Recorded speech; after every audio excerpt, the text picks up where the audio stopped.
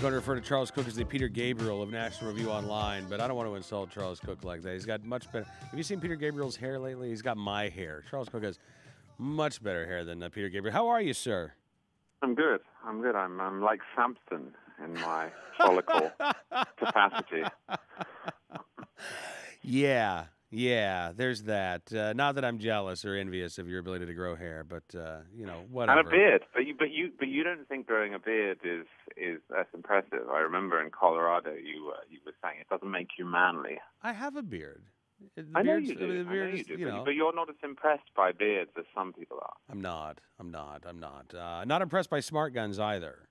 At least I'm not impressed, Charles, by the arguments that we're hearing by the anti-gun advocates as to why smart guns are the greatest thing since sliced bread.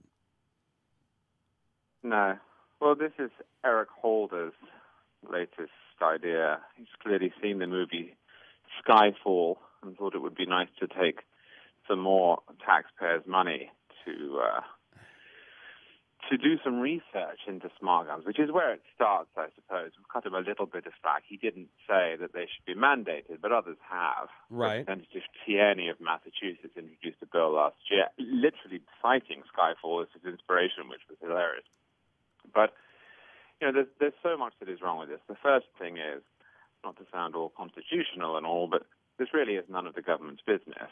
And as a general principle, the nature and the safety of the firearms that you have in your home beyond basic regulation. It should be remembered that the biggest gun safety advocates are, of course, the firearms companies themselves because they don't want to produce products that are dangerous. But the basic safety of a firearm is very clearly not the role of government, especially when it comes to electronics and GPS tracking devices and so on and so forth. I really struggle to imagine the founding fathers saying, yes, the federal government exists to put GPS tracking and disabling devices in the nation's firearms.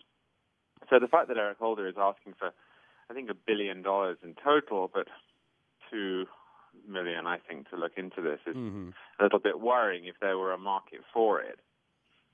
Well, the thing is... It would be... I'm sorry, go ahead. Finish your thought.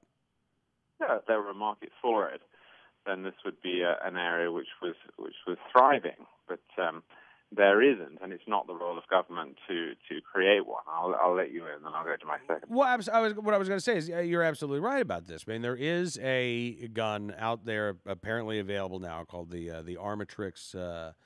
I'm blanking on the model right now, but it's a .22 caliber pistol. And Senator Markey apparently has seen a news story on this and has decided, well, this must mean that it's workable technology for every firearm available. And as a matter of fact, I'm going to include in my legislation that every gun has to be retrofitted with this technology too. This is again, I think, another case where the desires of the anti-gunners gets in the way of their thinking. We had Congresswoman Diana DeGette from Colorado who wanted to, ban magazines, and she thought didn't take the time to understand how magazines work. If you're going to write legislation dealing with an object, you should know how that object works, I would think. Look, this is a pipe dream. This is a fantasy from start to finish. The first thing to say is there is one of these guns. It's in .22 caliber. There's a reason for that. It's much more difficult to make these outside of that. .22 caliber is not a great defense weapon. Right. So this is not as if the market has been flooded with these. Even if it had, of course, it wouldn't be the role of government. But these are dangerous in a home defense situation for a number of reasons. They tend to default towards safe for obvious reasons, which is not necessarily what you want in a panic.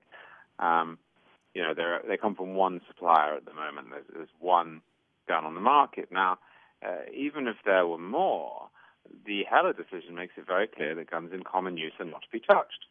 And there are 350 dumb guns, I suppose you'd call them, in circulation. So any legislation like Tierney's to make this mandatory would be very clearly unconstitutional.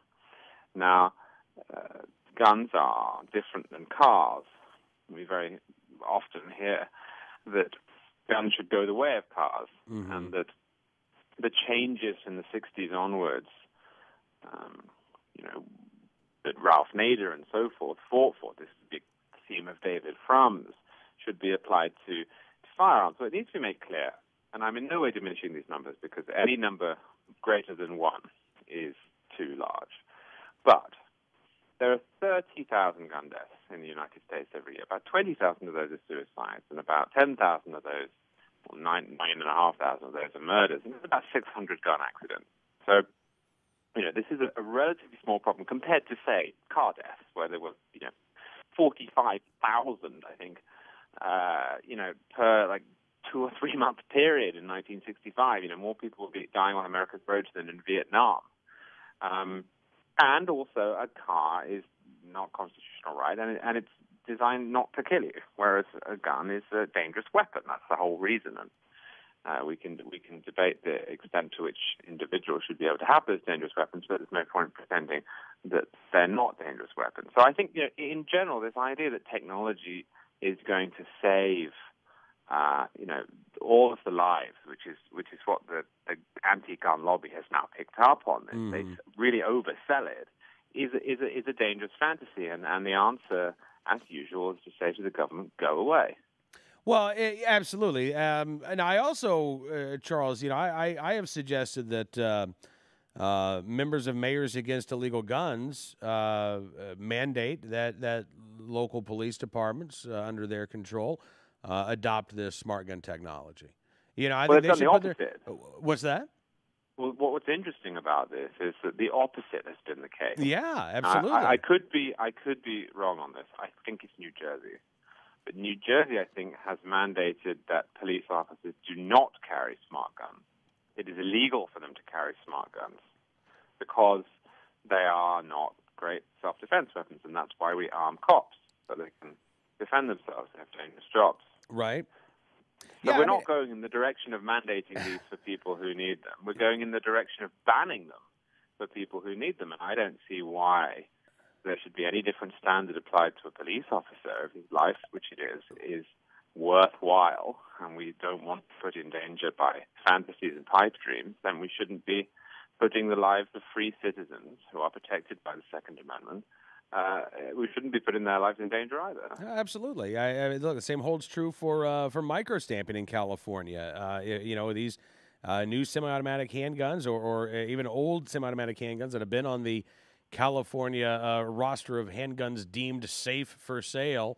They're the only ones that you or I could buy if we lived in California. But law enforcement, again, exempt from the microstamping statutes, which means that under the language used by California lawmakers, they are demanding that cops carry around unsafe handguns on the job. I think we should demand that the law enforcement carry around safe handguns too. No, there should be a parity here, and I always remind people of this. But there's a line that the anti-brigade likes to use. They say, "Well, when the Second Amendment was passed, there were only muskets." Okay, there were. That's true. It's not quite there were rifles. There were smooth-bore rifles as well, and that's one of the reasons that the colonists managed to beat the British, was that they had the smooth-bore rifles. But by and large, the general weapon was a musket, and no, there weren't so-called assault weapons, and no, there weren't 30-round magazines, and so on and so forth. But the point here, it actually does them a disservice when they make this argument, because the point was that the government and the people had the same weapon, right? I mean, There was parity. All are right about this. There was parity in firepower. So there is a principle, at the very least an implied principle there, that when the Second Amendment was written, the government knew full well that it was allowing the people to have the same weapons that it had. I don't think that's a bad principle for a free country to observe.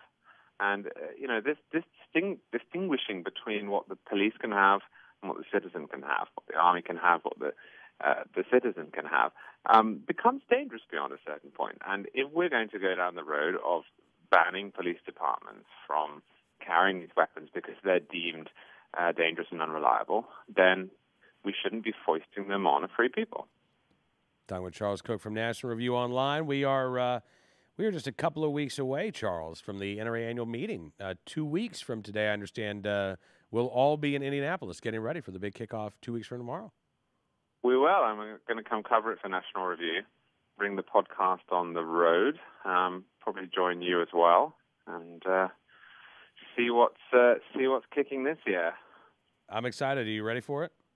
Yeah, I'm looking forward to it. Absolutely. All right. Well, listen, I appreciate you coming on the program this afternoon, and we'll see you again very soon.